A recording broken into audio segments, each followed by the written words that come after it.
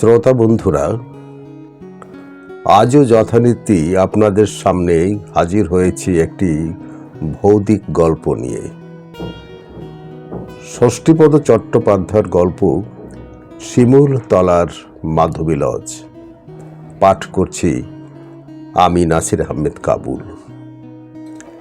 সে বছর ঘন ঘন নিম্নচাপের ফলে বর্ষাকালটায় মানুষ প্রায় অতিষ্ঠ হয়ে উঠেছিল। একে তো বর্ষার বৃষ্টি হচ্ছেই, তার উপর যেদিনই একটু ধরনের মতো হয় সেদিনই রেডিও আর খবরের কাগজ ঘোষণা করে ভয়ঙ্কর এক নিম্নচাপের কথা। যাই হোক, সারাটা বর্ষা এইভাবে কাটাবার পর শরৎ আসার সঙ্গে সঙ্গেই ভাবলাম, এবার বুঝি দুর্যোগ কাটল। এক সুন্দর সকালে হঠাৎ দেখি আঙিনায় শিউলি ছড়িয়ে আছে, মেঘমুক্ত নির্মল আকাশে পুজো পুজো গন্ধ। আনন্দে নেচে উঠল মনটা। ভাবলাম, আর ঘরে বসে থাকা নয়, 2-4 দিনের জন্য বরং চট করে কোথাও থেকে ঘুরে আসা যাক। কিন্তু যাব কোথায়? চা খেতে খেতে টাইম টেবিল এর পাতা উল্টাতে লাগলাম। হঠাৎ চোখে পড়ল নতুন একটা সাপ্তাহিক নর্থ বিহার এক্সপ্রেস চালু হয়েছে। ট্রেনটি প্রতি শুক্রবার রাত 11টায় ছাড়ে, শিমুলতলা পৌঁছার সকাল 9টায়। শিমুলতলা পৌঁছায় সকাল 6টায়।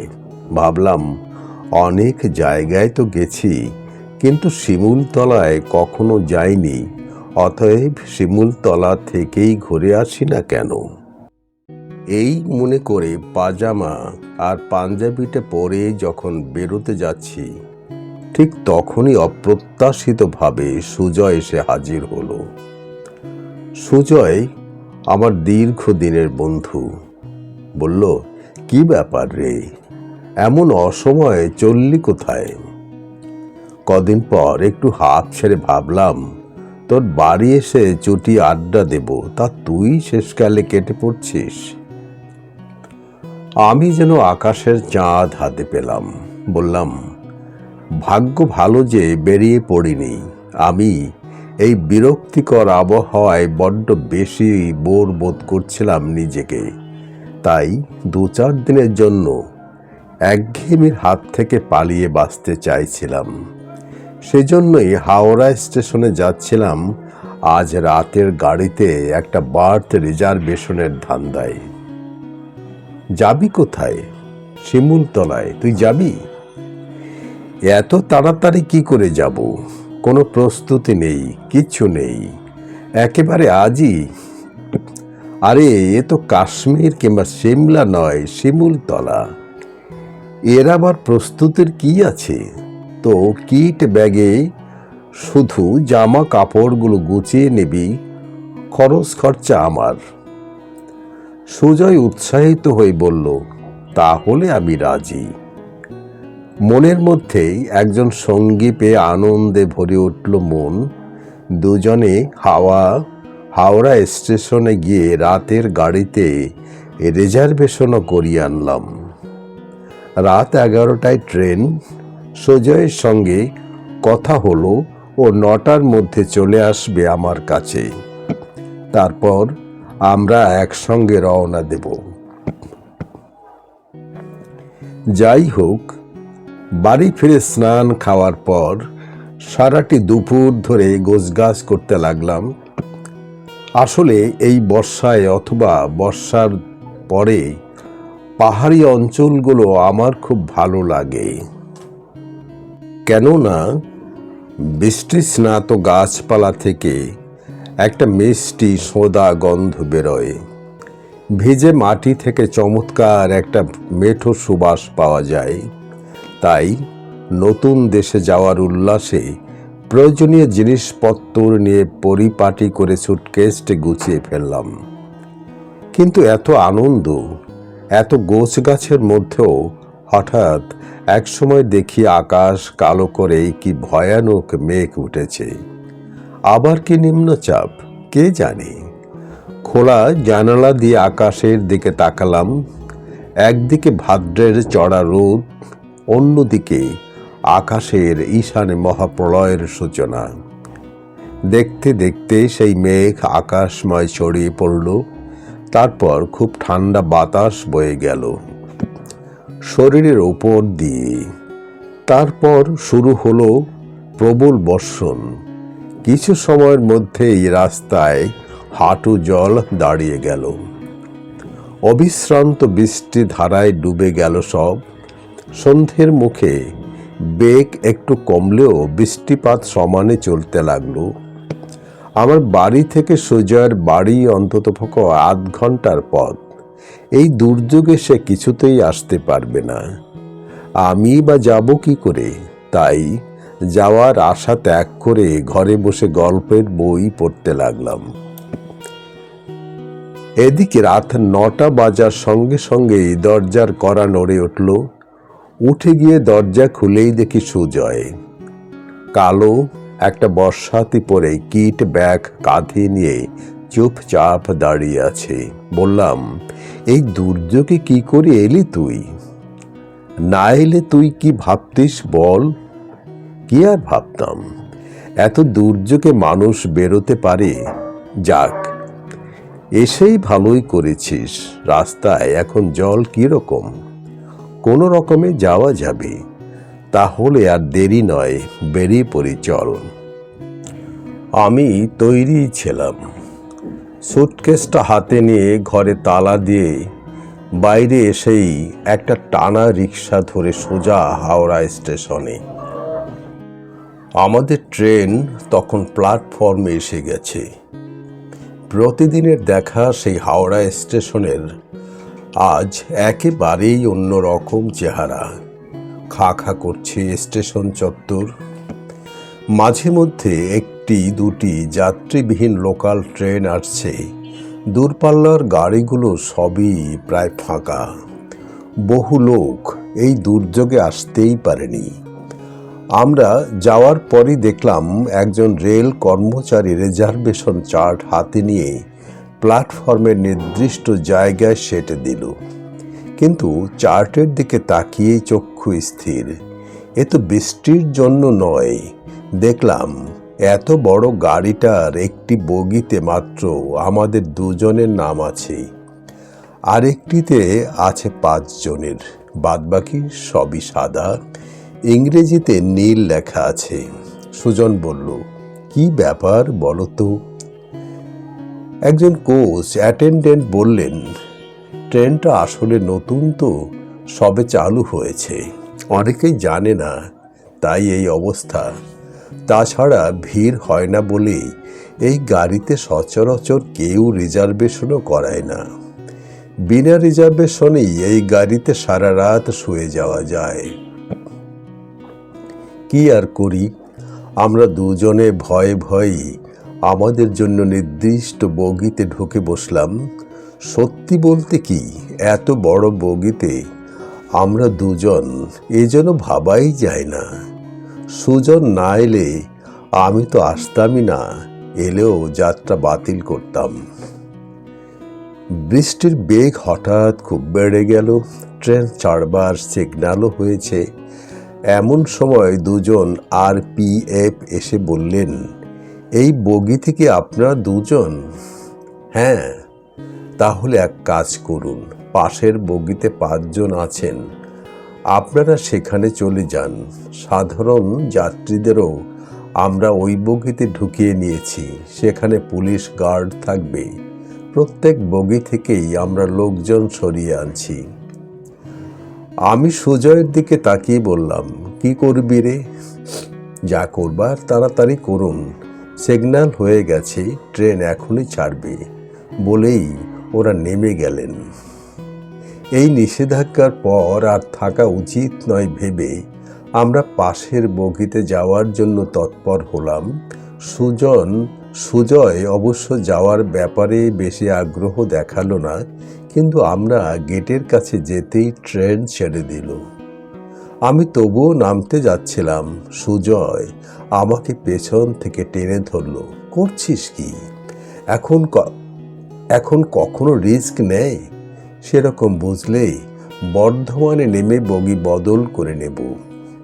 সেই ভালো। আমরা দরজায় লক এঁটে ভেতরে এলাম। রাত 11টা ট্রেন, সামনে কোনো বাধা নেই, লাইন ক্লিয়ার। তাই ছেড়েই গতি নিল ট্রেন। বৃষ্টিও গতির সঙ্গে পাল্লা দিয়ে সমানে ঝরে চলেছে। জানলার কাচ নামানো সত্ত্বেও বাইরের ঝাপটা ভেতরে ঢুকছে। সুজয় বলল, একটা কাজ করলে হয় না? কি কাজ বল? তাহলে আর কোথাও নামা ওঠার দরকার হবে না। এই বগিটার চারদিকের দরজা ভেতর থেকে লক করে এর মধ্যে যে লেডিস কুপেটা আছে, আমরা দুজনে সেখানে শুয়ে থাকলে কেমন হয়? তাহলে আর এত বড় বগিটার শূন্যতা চোখে মেলে দেখতে হবে না। কোনো রকমে দু চোখ এক করে ঘুমিয়ে পড়তে পারলে এক ঘুমে সকাল হয়ে যাবে। চমৎকার আইডিয়া বলেই চারদিকের গেটে ছিটকিনি এঁটে কূপের ভেতরেও লক করে দিলাম।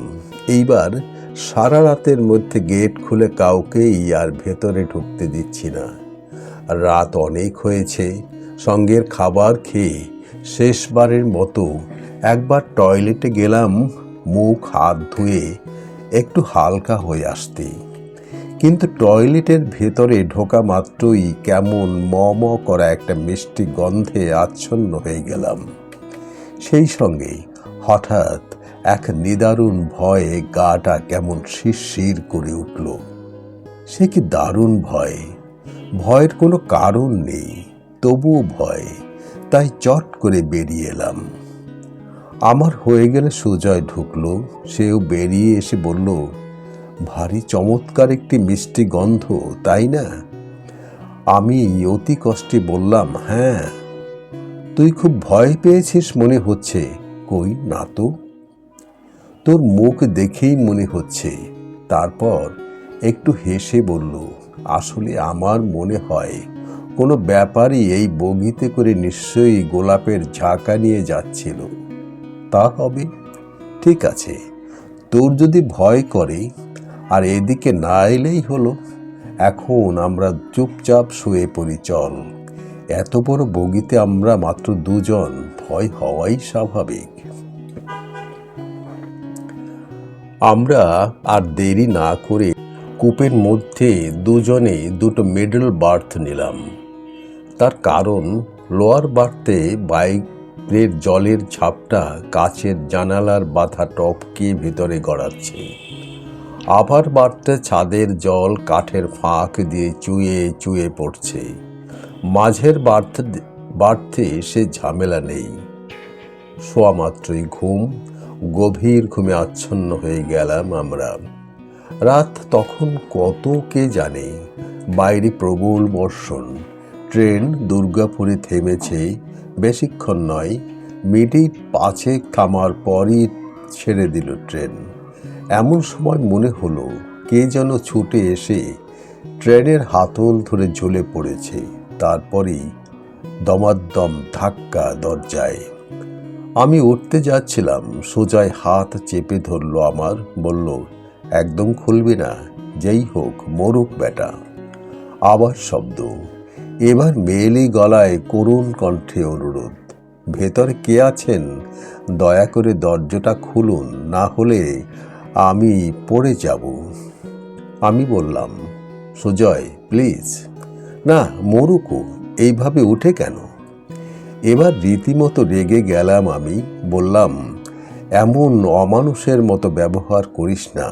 একটি অসহায় মেয়ে এই দুর্যোগে চলন্ত ট্রেনের হাতল ধরে ঝুলবে, আর আমরা স্বার্থপরের মতো শুয়ে শুয়ে ঘুমোবো? এ হয় না। কার মনে কি আছে জানিস তুই? এটা জানাজানির ব্যাপার নয়। এখনই একটা দুর্ঘটনা ঘটে যাবে। ওদিক থেকে তখন কাতর প্রার্থনা আবার শুরু হয়েছে, প্লিজ একবার দরজাটা খুলুন, দোহাই আপনাদের। আমি আর ঝুলতে পারছি না। আমার এক হাতে ভারী সুটকেস।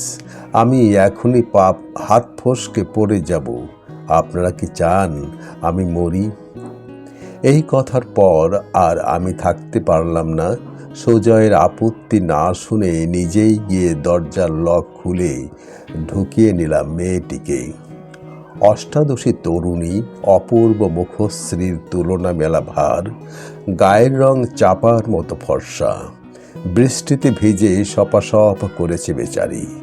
ভেতরে ঢুকে সুটকেসটি নামিয়ে রেখে বলল, সত্যি কি বলে যে ধন্যবাদ জানাবো আপনাকে। আমি বললাম, এইভাবে চলন্ত গাড়িতে কেউ ওঠে? বলেই দরজাটায় আবার ছিটকে নিয়ে এঁটে দিলাম। মেয়েটির দু চোখে যেন আগুন জ্বলে উঠল। এ কি, আবার লক করছেন দরজায়? খুলুন, খুলে দিন বলছি। এইভাবে দরজা বন্ধ করে ভেতরে শুয়ে থাকলে রাত দুপুরে লোকজন ওঠানামা করবে কি করে? আমি বললাম, এই দুর্যোগের রাতে লোকজন কোথায়? তাছাড়া এই বগিতেও আমরা মাত্র দুজন, আপনাকে নিয়ে তিন। সে আপনারা দুজন থাকুন আর একজনই থাকুন, দরজায় লক করা কখনই উচিত নয়। দেখুন তো কত কষ্ট পেলাম আপনাদের জন্য। সুজয়ও তখন কূপের ভেতর থেকে বেরিয়ে এসে আমাদের পাশে দাঁড়িয়েছে। বলল, খুব তো জ্ঞান দিচ্ছেন, লাইনের অবস্থা জানেন। এই উদারতার সুযোগে কোনো বদলোক গাড়িতে উঠে যদি রিভলভার দেখায় তখন কি হবে? বৃষ্টি ভেজা মেয়েটি তখন ঠক ঠক করে কাঁপছে। সুজয়ের কথায় একটু নরম হয়ে বলল, কিছু মনে করবেন না, আমি অবশ্য বিপদের ওদিকটা চিন্তা করিনি। সুজয় বলল, কাউকে কিছু বলার আগে অনেক কিছুই চিন্তা করবেন। আসুন, ভেতরে আসুন। মেয়েটির আবির্ভাবের সঙ্গে সঙ্গে আমাদের ঘুমের দফাও শেষ হয়ে গেল। সে কূপের মধ্যেই ঢুকেই তার সুটকেসটি আপার বাড়তে রেখে নিজে লোয়ার বাড়তে কষ্ট করে বসে রইল। আমরা বললাম, আপনি এক কাজ করুন, আমরা বাইরে যাচ্ছি, আপনি ভিজে জামা কাপড় ছেড়ে ফেলুন, না হলে এই অবস্থায় বেশিক্ষণ থাকলে আপনার শরীর খারাপ করবে। মেয়েটি বলল, কিছু হবে না আমার। এমন সময় হঠাৎ গাড়ির আলো নিভে গেল। আমি বললাম, আমার কথা শুনুন, শাড়িটা বদলে নিন, না হলে নিজেই কষ্ট পাবেন। বেশ, যখন আপনি এত করে বলছেন তখন তাই হোক, বলেই সুটকেস নেওয়ার জন্য উঠে দাঁড়ালো মেয়েটি। আবার আলো জ্বলে উঠল। মেয়েটি কূপের বাইরে গিয়ে পোশাক পরিবর্তন করে হাসি মুখে আবার এলো ভিতরে। আমি ওর বসবার সুবিধের জন্য মিডল বার্থটা নামিয়ে দিলাম। সুজয় তখন ওপাশের বার্থে শুয়ে ঘুমিয়ে পড়েছে। আমি মেয়েটিকে বললাম, আপনি চাইলে আমরা কিন্তু কূপের বাইরে যেতে পারি, কোনো দরকার নেই। তাছাড়া আমাকে কাছাকাছি নেমে যেতে হবে, যদি ঘুমিয়ে পড়ি তো মুশকিল হয়ে যাবে। এইটুকু পথ যাওয়ার জন্য আপনি রাতের গাড়ি ধরলেন কেন? তাই এইভাবে একা? মেয়েটি সে কথার উত্তর না দিয়ে বলল, আমার কথা থাক, আপনারা কোথায় যাচ্ছেন বলুন। আমরা শিমুলতলা যাচ্ছি। কেউ আছে বুঝি সেখানে? কেউ নেই, এমনি বেড়াতে যাচ্ছি। কোথায় উঠবেন ঠিক করেছেন? আমার এক বন্ধু বলে দিয়েছেন রানীকুঠিতে উঠতে। ওখানে যদি জায়গা না পান তাহলে অন্য কোথাও উঠব। আপনারা মাধবী লজে উঠবেন। আপনি কখনো উঠেছিলেন সেই লজে? না না, ওখানে মানে শিমুলতলায় আমার মেজ মাসি থাকেন। আমি প্রায়ই যাই, খুব ভালো জায়গা। আমার তো গেলে আসতে ইচ্ছে করে না। তাহলে চলুন না আমাদের সঙ্গে, আপনি থাকলে খুব ভালো হবে। আপনার সাহায্য নিয়ে 4 দিন বেশ ভালোভাবে ঘুরে দেখে নিতে পারবো। আপনি এই সুযোগ আর একবার আপনার মাসির বাড়ি থেকে ঘুরে আসতে পারবেন। মেয়েটি বলল, যেতে খুবই ইচ্ছে করছে, তবে এখন আমার যাওয়ার কোনো উপায় নেই। বলে একটা দীর্ঘশ্বাস ফেলে বলল, কিছু যদি মনে না করেন, আপনাকে একটা দামি জিনিস দেব, সেটা দয়া করে আমার মাসির বাড়িতে পৌঁছে দেবেন। নিশ্চয়ই দেব, কিন্তু আমরা আপনার সম্পূর্ণ অপরিচিত। আপনি বিশ্বাস করে দামি জিনিসটা আমার হাতে দেবেন? ধরুন, যদি আমরা বিশ্বাসঘাতকতা করি। মেয়েটি হাসল, বলল, তা আপনারা করবেন না, আমি মানুষ চিনি। বেশ, দেবেন, কিন্তু সেই দামি জিনিসটা কি? যখন দেব তখন দেখতে পাবেন। আমার যাওয়ার উপায় থাকলে আমি নিজেই গিয়ে আসতাম। উপায় নেই কেন? কি হবে জেনে? আপনি বড় সেন্টিমেন্টাল, শুনে আপনি সহ্য করতে পারবেন না। আপনার ওই বন্ধুটি তো দরজাই খুলতে দিচ্ছিলেন না আপনাকে, আপনি জোর করে খুলে দিলেন। তাই সত্যি, সবাই যদি আপনার মতো হতো। আমার বন্ধুটি দরজা খুলতে দিচ্ছিলেন না সে কথা আপনি কি করে জানলেন? মেয়েটি হেসে বলল, আমি সব জানতে পারি। তা জানুন, কিন্তু আমিও আপনার সব কথা জানতে চাই। মেয়েটি ম্লান মুখে একটুক্ষণ চুপ করে থেকে বলল, শুনবেন? বলেই উঠে দাঁড়ালো। কোথায় যাচ্ছেন? একবার টয়লেট থেকে আসছি, এসে বলছি। মেয়েটি দরজার লক খুলে টয়লেটের দিক গেল। ও বেরিয়ে যাওয়ার সঙ্গে সঙ্গেই কূপের ভেতরটা সেই ঝাঝালো গোলাপে গন্ধে ভরে উঠল। সেই সঙ্গে হু হু করে বাতাস ঢুকতে লাগলো কামরার মধ্যে। অমনি শোনা গেল গেটের পাল্লায় দড়াম দড়াম শব্দ। সর্বনাশ, মেয়েটি লকগুলো খুলে দিয়েছে নাকি? সুজয় তখন গভীর ঘুমে মগ্ন। আমি ওকে ডেকে তুললাম, বললাম, তোর কথা না শুনে খুব ভুল করেছি রে ভাই। মেয়েটি নিশ্চয়ই কোনো দুষ্ট চক্রের সঙ্গে জড়িত। টয়লেটে যাওয়ার নাম করে দরজার লকগুলো খুলে দিয়েছে। পরের স্টেশনে নির্ঘাত ডাকাত পড়বে। সোজায় লাফিয়ে নামলো বার্থ থেকে। বলিস কি রে? হ্যাঁ, ওই দেখ, দরজাটা খোলা। সোজায় রেগে বলল, দাঁড়াও, দেখাচ্ছি মজা। আমার সঙ্গে চালাকি? আমি জানতুম বলেই বারণ করেছিলাম। কই, চল তো দেখি কোথায় গেল। টয়লেটে গেছে, কিন্তু আমাদের এই কূপের ভেতরটা কেমন ফুলের গন্ধে ভরে উঠেছে দেখেছিস? ভরে উঠাচ্ছি বলে এগিয়ে গেল টয়লেটের দিকে। আমিও গেলাম ওর সঙ্গে। প্রথমেই গেটের পাল্লা দুটো লক করে দিলাম, কিন্তু দিলে কি হবে? সঙ্গে সঙ্গে সশব্দে আপনা থেকেই খুলে গেল পাল্লা দুটো। একটা ঠান্ডা স্রোত শরীরের উপর দিয়ে বয়ে গেল যেন। সুজয়ের কিন্তু এসবে ভ্রুক্ষেপ নেই। সে সোজা এগিয়ে গিয়ে টয়লেটের দরজায় ধাক্কা দিতেই দরজা খুলে গেল। মুখোমুখি দুটি দরজাই একই অবস্থা, কিন্তু মেয়েটি গেল কোথায়? তাকে আর দেখা যাচ্ছে না কেন? ভয় কাঠ হয়ে গেলাম আমি। সুজয়ের প্রবল আপত্তি সত্ত্বেও আসানসোলে গাড়ি থামলে বগি বদল করলাম। মেয়েটির সুটকেস তেমনি পড়ে রইল কূপের ভেতর, ওতে আমার হাত দিলাম না। সে রাতটা প্রায় জেগেই কাটালাম। পরদিন খুব ভোরে ট্রেন এসে শিমুলতলায় থামলে নেমে পড়লাম আমরা। শিমুলতলার আকাশে কোনো মেঘ নেই। শিমুলতলার প্রকৃতি ভোরের আলোর অপরূপ। আমরা স্টেশনে নেমে দু একজনকে জিজ্ঞাসা করে রানীকুঠির দিকে চললাম। স্টেশনের বাঁদিক দিয়ে যে পথটি লীলাবরণ ঝর্ণার দিকে চলে গেছে, সেই পথ ধরেই গেলাম আমরা। থানার পাশ দিয়ে অনেকটা হেঁটে যাওয়ার পর দূরের ঝাঝার পাহাড়গুলো স্পষ্ট দেখতে পেলাম। তারপর লাল মাটির আঁকা বাঁকা পথে দু একটি দিঘি সরোবর পার হতেই চোখে পড়ল মাধবী লজ। আমরা মাধবী লজ ছেড়ে রানীকুঠিতে এলাম, কিন্তু বিধি বাম।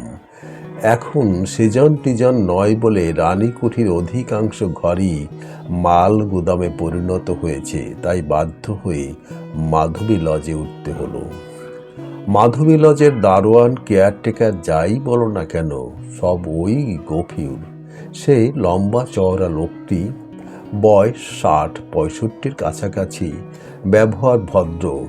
আমরা যেতেই খুব আগ্রহের সঙ্গে একটি ঘর খুলে দিল আমাদের। খুব যে একটা পরিষ্কার পরিচ্ছন্ন তা নয়, তা বেশ বড় সড়ো। বাথরুম লাগোয়া, কল আছে কিন্তু জল নেই। বাইরে একটা ইদারা আছে, সেখানে থেকে জল এনে ভরতে হবে। এই ঘরের লাগোয়া আরেকটি ঘর আছে, সেটি আকারে ছোট তবে বেশ পরিষ্কার পরিচ্ছন্ন। আমি বললাম, এই ঘরটাই আমাদের দাও না গফুর, দুজন তো আমরা, ছোট ঘরই আমাদের পক্ষে ভালো। গফুর বলল, না বাবু, ও ঘর ভাড়া হয়ে গেছে, একজনের আসবার কথা, না হলে ওটাই আপনাদের দিতাম। দুটি ঘরের মাঝখানে দরজা, দরজার শিকল আমাদের দিকে। গফুর দরজার শিকল তুলে দিল, বলল, এই দরজা একদম খুলবেন না বাবু, ওখানে যাওয়ার চেষ্টা করবেন না। ওরা তাহলে যাতায়াত করবে কোথা দিয়ে? ওদিকে আর একটা দরজা আছে, সে দরজায় তালা দেওয়া, চাবিটা খুঁজে পাচ্ছি না তাই, না হলে ও ঘরে গিয়ে এই দরজার ছিটকে নিয়ে এঁটে দিতাম। আমি বললাম, গফুর, ওই ঘরটাই আমাদের চাই। ওরা এলে তুমি বরং ওদেরকেই এই ঘরে পাঠিয়ে দিও। ऐसा कभी नहीं हो सकता, ওরা আমাদের পুরনো আদমি, হর বক্ত আছেন, তাই ওই ঘরটাই পছন্দ করেন। অ্যাডভান্স রুপিয়া ভি পাঠিয়ে দিয়েছেন, কাজেই ডবল ভাড়া দিলেও ও ঘর আপনাদের আমি দেব না। বেশ, তোমার অসুবিধা থাকে দিও না, আমরা বরং অন্য কোথাও চলে যাই। जो आपको মর্জি, তবে এই ঘর ছাড়লে কিন্তু ভুল করবেন। কেন? এখানে কি আর কোথাও ঘর খালি নেই? নেই, এই সময় এখানে কোনো লোক আসে না, কিন্তু তোমার এখানে বাথরুমে তো জলাভাব, সেজন্য আমি আছি। আমি ইদারা থেকে পানি তুলে এনে দেব আপনাদের। যাওয়ার সময় 2-5 টাকা বকশিশ দিয়ে দেবেন। আমরা আর কি করি, মাধবী লজেই রয়ে গেলাম। ঘরের জিনিসপত্র রেখে দরজায় তালা দিয়ে ঘুরে বেড়াতে লাগলাম শিমুলতলার পথে পথে। চারিদিকে ভিজে লাল মাটি আর সবুজের সমারোহ। এখনো এত গাছপালার ঘনত্ব খুব কম জায়গাতেই দেখা যায়। পায়ে পায়ে আমরা লাট্টু পাহাড়ের দিকে এগোলাম। জায়গাটা বেশ নির্জন এবং এখানকার প্রাকৃতিক দৃশ্য বেশ চমৎকার। আমরা অনেকক্ষণ ধরে লাট্টু পাহাড়ে বেরিয়ে আবার যখন ঘরে ফিরলাম, তখন চড়া রোদ্দুরে চারিদিক ঝাঁ ঝাঁ করছে। আমরা এসে ইদারার জলে স্নান করে মোড়ের মাথায় গিয়ে একটা দোকানে 2টো ডাল ভাত খেয়ে ঘরে এসে শুয়ে পড়লাম। এই ঘরে পাশাপাশি 2টো খাট পাতা, একটাতে আমি, অন্যটিতে সুজয়। শুয়ে শুয়ে আমরা গত রাতের সেই রহস্যময়ীর ব্যাপারে আলোচনা করতে লাগলাম। সুজয় অবশ্য একটু গম্ভীর, কাল রাত থেকেই ও যেন কীরকম হয়ে গেছে। আমি বললাম, মেয়েটার ব্যাপারে আমরা কোনো সিদ্ধান্ত নেই বলতো? ওইভাবে দুমদাম দরজা খুলে যাওয়া, টয়লেট থেকে অদৃশ্য হওয়া, আর ওই গোলাপ ফুলের গন্ধ, এর থেকে আমরা কি ধারণা করতে পারি? সুজয় গম্ভীর স্বরেই বলল, যা করবার, অর্থাৎ কিনা আমরা ভূতের পাল্লায় পড়েছিলাম। ভূত ছাড়া কিছুই নয়, ওটা একটা প্রেতিনী। ভাগ্যে বুদ্ধি করে কামরাটা বদল করেছিলাম, না হলে কি যে হতো। তবে মেয়েটি খুবই ভালো। ভূত ভূত প্রেতনি যেই হোক না কেন, আমাদের সঙ্গে কিন্তু ওরকম দুর্ব্যবহার করেনি বললেই হলো। ওইভাবে অদৃশ্য হয়ে যাওয়া, দুমদাম করে দরজা খুলে দেওয়া, এগুলো বুঝি ভদ্র ব্যবহারের নমুনা? তা হয়তো নয়, তবে আমার মনে হয় ওইসবের মধ্যে দিয়েও ও নিশ্চয়ই ওর অস্তিত্বের অলৌকিকত্ব বোঝাতে চেয়েছিল। ওর মনে কোনো বদ মতলব থাকলেও ও নিশ্চয়ই অন্য কোনোভাবে ভয় দেখাতো আমাদের। এইভাবে কথা বলতে বলতে দুপুর গড়িয়ে দিলাম আমরা। বিকেলে আবার বেড়াতে বেরিয়ে দূরের ঝাঁঝার পাহাড়গুলো দেখতে দেখতে অনেক দূর পর্যন্ত এগিয়ে গেলাম। সন্ধে উত্তীর্ণ হয়ে যাওয়ার পরও আমরা সেই নির্জন প্রকৃতির লীলাভূমিতে বিচরণ করে আবার যখন মাধবী লজে ফিরে এলাম তখন দেখি আমাদের পাশের ঘরে আলো জ্বলছে, খুটখাট শব্দ শোনা যাচ্ছে। তার মানে যাদের আসবার কথা ছিল তারা এসে গেছে। আমরা হাঁফ ছেড়ে বাঁচলাম। একবার ভাবলাম, আমাদের এদিকে দরজায় শিকল তো দেওয়া আছে, ঝনঝন করে নাড়া দিয়ে ওদের ডাকি এবং দুঘরের দরজা খুলে রেখে অনেক রাত পর্যন্ত গল্প করি। আবার ভাবলাম, কি দরকার, যদি ওরা অন্য কিছু মনে করেন। তাই মনে মনে একটু স্বস্তির নিঃশ্বাস ফেলে নিজেদের মধ্যেই নানা বিষয়ের আলোচনা চালিয়ে যেতে লাগলাম। সুজয় বলল, এই সময় গফুরটাকে পাওয়া গেলে খুব ভালো হতো। ও থাকলে কি করতো? ওকেই বলতাম ওদের সঙ্গে একটু পরিচয় করিয়ে দিতে। ঠিক বলেছিস, ডাকবো গফুরকে। ডাক। আমি বাগান এসে অনেক হাঁক ডাক করলাম, কিন্তু কোথায় গফুর? তার কোনো সারা শব্দও পেলাম না। এমন সময় হঠাৎ লোডশেডিং হয়ে গেল। কি নিদারুণ অন্ধকার! চারদিকে পাশের ঘর থেকে স্ত্রীলোকের গলার খিলখিল হাসির শব্দ শোনা গেল। সুজয় বলল, এই সুযোগ, এইবার বরং শিকল নেড়ে ওদের ডাকা যেতে পারে। সেটা কিন্তু আরও খারাপ হবে। খারাপ হবে কেন? আমরা চালাকি করে একটা দেশলাই চাইব। অন্ধকারে যে কেউ যাকে ইচ্ছা দেশলাই চাইতে পারে। তাছাড়া সত্যিই তো আমাদের কোনো বদ মতলব নেই। শুধু এই প্রেতপুরীর মতো ভয়ানক নির্জনতায় একটু মানুষের সান্নিধ্য চাই। এই বলে সুজয় এগিয়ে গিয়ে দরজার শিকল খুলে একবার ঝনঝন শব্দ করল। মুখে বলল, যদি কিছু মনে না করেন তো দরজাটা খুলবেন একবার।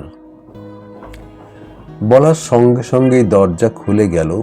সেই সঙ্গেই গত রাতে ট্রেনের মধ্যে যে মিষ্টি গোলাপের গন্ধটা পেয়েছিলাম, সেই গন্ধে ভরে উঠল ঘর। আমার সারা শরীর হিম হয়ে গেছে। তখন হবে নাই বা কেন? এই মিষ্টি গন্ধের সঙ্গেই তো সেই অশুভ আবির্ভাব হয়।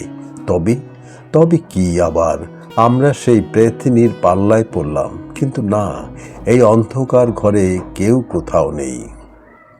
সুজয় বলল, এই ঘরে কে আছেন? অনুগ্রহ করে একটা দেশলাই ধার দেবেন আমাদের। আমি ভয়ানক গলায় বললাম, এই ঘরে কেউ নেই সুজয়, চলে আয়। ও তবুও ঘরে ঢুকলো, আর ঢোকা মাত্রই সেই অন্ধকারে একটি হাত এগিয়ে এলো। এই নিন দেশলাই। বলা বাহুল্য, সে হাত একটি মেয়ের। সুজয় তার থেকে দেশলাইটা নিতে নিতেই হো হো করে হেসে উঠল সে। আমি সভয়ে পিছিয়ে এলাম। এইবার একটু একটু করে অন্ধকারে তার ছায়া শরীরে স্পষ্ট হলো। তাকে দেখেই চমকে উঠলাম। এ আর কেউ নয়, কাল রাতের সেই রহস্যময়ী। আমি তখন এক লাফে বাইরে এসেই একেবারে রাস্তার মোড়ে সেখানে দাঁড়িয়ে চিৎকার করতে লাগলাম, গফুর, গফুর। আমার চিৎকার শুনে মোড়ের মাথা থেকে গফুর এবং আরও কয়েকজন ছুটে এলো। কি হলো বাবুজি? মনে হচ্ছে খুব ভয় পেয়েছেন। হ্যাঁ, তোমরা সবাই এসো, গিয়ে দেখবে চলো কি অঘটন ঘটে গেছে। কি হয়েছে? গেলেই দেখতে পাবে, দেরি করো না, তাহলে আমার বন্ধুকে বাঁচাতে পারবো না। এই কথায় সবাই একবার মুখ চাওয়াচাই করল। তারপর গফুরের ডাকে অন্তত জনা দশেক লোক ছুটে এলো হৈ হৈ করে। গফুর বলল, আমি বারবার মানা করেছিলাম পাশের ঘরের দরজা খুলতে, নিশ্চয়ই বলেছিলেন আপনারা। আমি নতমস্তকে বললাম, হ্যাঁ। কেন খুলেছিলেন? ততক্ষণে আলো এসে গেছে। আমরা ঘরের ভেতরে গিয়ে যা দেখলাম তা বড়ই মর্মান্তিক। ঘরের মধ্যে সুজয়ের দেহটা ঝুলছে, সে ছাড়া সেই ঘরে আর কারো অস্তিত্বই নেই। আমার মাথাটা ঝিমঝিম করতে লাগলো। সেই রাতেই আমি মাধবী লজ ত্যাগ করে স্টেশনের কাছে এক বাঙালির বাড়িতে আশ্রয় নিলাম। ওদের মুখেই শুনলাম, কিছুদিন আগেই মাধবী লজের এই ঘরটিতে এক যুবক আত্মহত্যা করেন। তারপর থেকে ওই ঘরটি বন্ধই থাকে, কাউকে ভাড়া দেওয়া হয় না। ভদ্রলোকের বাড়িতে আশ্রয় নিয়ে সেই রাতেই আমি সুজয়ের বাবাকে টেলিগ্রাম করলাম। টেলিগ্রাম করতে গিয়ে এমনি এক সংবাদ পেলাম, যাতে আমার চিত্ত দারুণভাবে বিচলিত হলো। সংবাদটি হলো, মর্গে নিয়ে যাওয়ার সময় ভ্যান থেকেই নাকি সুজয়ের লাশটি উধাও হয়ে যায়। কাল ওর বাড়ির লোকেরা এলে কীভাবে যে কী কৈফিয়ত দেব তা ভেবে পেলাম না। বেশ তো, একা আমি আসছিলাম, কেন যে জড়াতে গেলাম ওকে তা ভেবেই মন খারাপ হয়ে গেল। তবুও ভারাক্রান্ত মন নিয়ে বাসায় ফিরলাম। ফিরে আসতেই আর এক চমক। যে বাড়িতে উঠেছিলাম সেই বাড়ির ভদ্রলোক বললেন, ভাগ্যের কি পরিহাস দেখুন, একদিকে দু বন্ধুতে বেড়াতে এসে একজনকে হারিয়ে বসলেন, অন্যদিকে ট্রেনের কামরায় হারিয়ে যাওয়া জিনিস ঘরে বসেই ফেরত পেলেন। আমি বিস্মিত হয়ে বললাম, ট্রেনের কামরায় হারিয়ে যাওয়া জিনিস মানে? আমার তো কিছুই হারায়নি। সে কি, না হারালে এটা তাহলে কার? আমার দু চোখ কপালে উঠে গেছে তখন। এই যে ট্রেনের কামরায় ফেলে আসা মেয়েটির সুটকেস। বললাম, এ আপনি কোথায় পেলেন? একটু আগেই একটি মেয়ে এসে দিয়ে গেছে আপনাকে। ভয় মুখ শুকিয়ে গেল আমার, বুকের ভেতরে ঢিপ ঢিপ করতে লাগলো। এবার কি আমি ওর গ্রাস? বললাম, কিছু কি বলে গেছে? বলেছে আপনারা নাকি একই ট্রেনে আসছিলেন, ভুল করে সে আপনার সুটকেসটি নিয়ে যায়, তাই এটি ফেরত দিয়ে গেছে। আর বলে গেছে অম্বিকা কুণ্ডর বাড়িতে আপনাকে একবার দেখা করতে। কে অম্বিকা কুণ্ড? তা জানি না। কোথায় থাকেন? জানি না তাও। তবে আমি আর এক মুহূর্তও সেখানে অপেক্ষা না করে সুটকেসটি হাতে নিয়ে বেরিয়ে পড়লাম ঘর থেকে। ভদ্রলোক বললেন, করেন কি মশাই, এই রাত দুপুরে কোথায় চললেন? একে এই রকম একটা ব্যাপার ঘটে গেল, তার উপর অচেনা জায়গায় কার খপ্পরে পড়বেন তা ঠিক আছে, কিন্তু আমার মনের মধ্যে তখন আমি আর কি আছি, কি এক অদৃশ্য শক্তি ভর করে আমাকে যেন হাওয়ায় উড়িয়ে নিয়ে চলল। কোথা দিয়ে কিভাবে যে গেলাম তা এখনো মনে করতে পারি না। তবে একটা প্রাসাদোপম বাড়ির সামনে এসে দরজায় কড়া নাড়তেই ভেতর থেকে সাড়া এলো, কে? এটা কি অম্বিকা কুণ্ডর বাড়ি? হ্যাঁ, একটু দাঁড়ান। আমি দাঁড়িয়েই আছি, এমন সময় দরজা খুলে বেরিয়ে এলেন এক সুবেশা তরুণী। তাকে দেখেই আমার হাত থেকে সুটকেসটা পড়ে গেল। আমি অস্ফুট একটা আর্তনাদ করে জ্ঞান হারালাম। পরদিন সকালে জ্ঞান যখন ফিরল, তখন দেখি অনেক লোক দাঁড়িয়েছে আমার চারপাশে। সবাই বলল, কি ব্যাপার, কাল হঠাৎ কি হলো আপনার? কাকে দেখে অমন ভয় পেলেন? আমি তখনও সেই মেয়েটির দিকে তাকিয়ে আছি, কেননা মেয়েটি আমার পাশেই বসেছিল। আমি ভয়ে ভয়ে বললাম, ওকে চলে যেতে বলুন, ওকে দেখেই আমি ভয় পেয়েছিলাম। সরে যাওয়া দূরের কথা, ও আমার আরও কাছে এগিয়ে এসে বসলো। বলল, কেন চলে যাব কেন? আমি কি ভূত না পেতনি?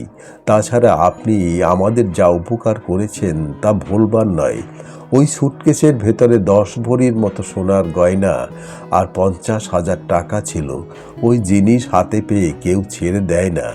আপনি মহানুভব, তাই ফেরত দিতে এসেছেন। আমি বললাম, দেখুন, আমার জন্য কীরকম সব গোলমাল হয়ে যাচ্ছে। আপনি কে? আমি চন্দনা। কিন্তু ওই সুটকেস আপনার হাতে এলো কী করে? কেন?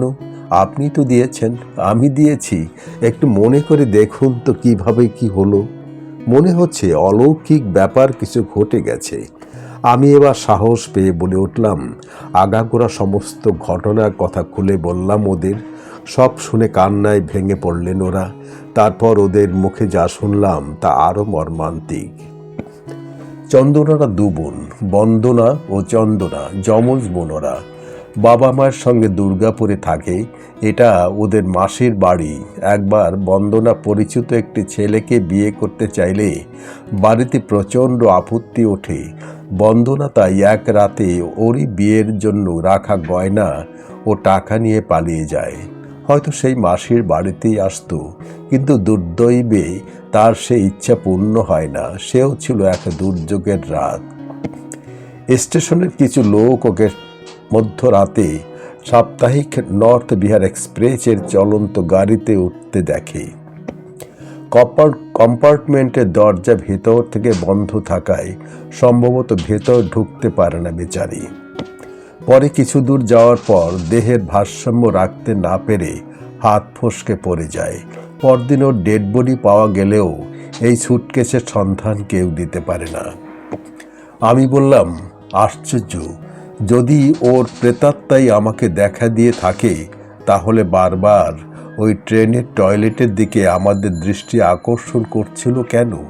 সেটা তো আমাদের পক্ষেও বলা শক্ত। তবে মাধবী লজের যে ঘরে কাল রাতে ওই মর্মান্তিক ঘটনাটি ঘটে, সেই ঘরে এক যুবক বন্দনার দুর্ঘটনার খবর কাগজে বেরোনোর পরই আত্মহত্যা করে। হয়তো এমনও হতে পারে ওই ছেলেটিই বন্দনার পরিচিত সেই ছেলে। যাই হোক, পরিচয় পর্ব সেরে উঠতে যাচ্ছি, এমন সময় চমকের পর চমক। হঠাৎ দেখি মা বাবাকে সঙ্গে নিয়ে সুজয় এসে হাজির। নেহাত দিনের বেলা, তাই না হলে হার্ট ফেল করতাম। তবুও আমার শরীরের সমস্ত রক্ত তখন মুখে এসে জমাট বেঁধেছে। কোনো রকমে বললাম, সুজয় তুই? হ্যাঁ আমি। কী সব উল্টাপাল্টা টেলিগ্রাম করেছিস? তোকে কি ভূতে পেয়েছে না মাথা খারাপ হয়েছে তোর? আমি তোর সঙ্গে এলাম কখন যে আত্মহত্যা করব? এলাম কখন মানে, মাধবী লজে একবার চল তো, সবাই সাক্ষী দেবে তুই এসেছিলি কি না। কি আশ্চর্য, তুই বিশ্বাস কর, সে রাতে ওই প্রচণ্ড বৃষ্টির জন্য ঘর থেকে বেরোতেই পারিনি। আমি ধরে নিয়েছিলাম তুইও বোধহয় যাওয়া ক্যান্সেল করেছিস, কিন্তু তুই যে কার সঙ্গে এসেছিস তা ভগবানই জানেন। কাল তোর টেলিগ্রাম পেয়েই মাথা ঘুরে গেছে আমার। ভাবলাম আমি না যাওয়ায় রসিকতা করে টেলিগ্রাম করেছিস, কিন্তু এটা যখন বাবাকে, তখন কেন জানি না মনে হলো কোথাও একটু গোলমাল হয়েছে। তাই মা বাবা দুজনকে নিয়ে এসে হাজির হয়েছি। সুজয়ের কথা শুনে স্তব্ধ হয়ে গেলাম এবং আমার যে মাথা খারাপ হয়নি তার প্রমাণস্বরূপ মাধবী লজের গফুর থেকে স্থানীয় সকলেই অকপট বিবৃতি দিলেন। এমনকি মর্গে নিয়ে যাওয়ার পথে লাশ উধাও হয়ে যাওয়ার ব্যাপারটাও গোপন রাখলেন না কেউ। ভৌতিক ঘটনার এমন রোমাঞ্চকর নাটকীয়তা আমাদের সকলকে বিস্মিত করল। ভালো থাকুন সবাই।